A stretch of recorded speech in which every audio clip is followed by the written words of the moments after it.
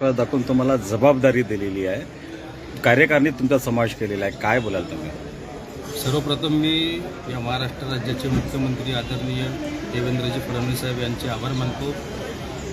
प्रदेशाचे अध्यक्ष आमचे सन्माननीय चव्हाण साहेब, त्याचप्रकारे आमचे नेते, आमचे मार्गदर्शक सन्माननीय चंद्रशेखर बावनकुळे साहेब, या जिल्ह्याचे अध्यक्ष, जिल्हाध्यक्ष नागपूर ग्रामीण रामटेक सन्माननीय आनंदराव राऊत साहेब, तसंच जिल्ह्याचे संपूर्ण नेते, जितके पण नेते आमच्या जिल्ह्यात आहे सगळ्यांचे, आणखी युवा मोर्चाचे जे पदाधिकारी आहे, कार्यकर्ते आहे, आणखी मित्रमंडळी, मी पूर्ण पक्षश्रेष्ठीचे मनापासून आभार व्यक्त करतो की ज्यांनी ही जबाबदारी आज जिल्हाध्यक्ष युवा मोर्चा म्हणून मला दिलेली आहे. मी समस्त पक्षश्रेष्ठीचे आभार व्यक्त करतो. तुमच्या नेतृत्वामध्ये जे युवा आहेत ते या संघटनेशी जोडतील आता?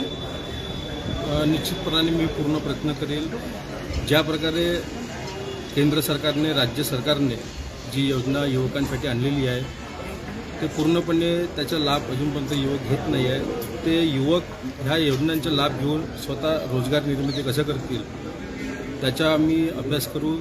आणखी मोठ्या प्रमाणात भारतीय जनता युवा मोर्चासोबत युवक कसे जुळतील त्याच्यावर आम्ही पूर्ण अभ्यास करू. स्थानिक स्वराज्य संस्थेच्या निवडणुका आहेत, तरुणाईला या निवडणुकीत संधी मिळेल?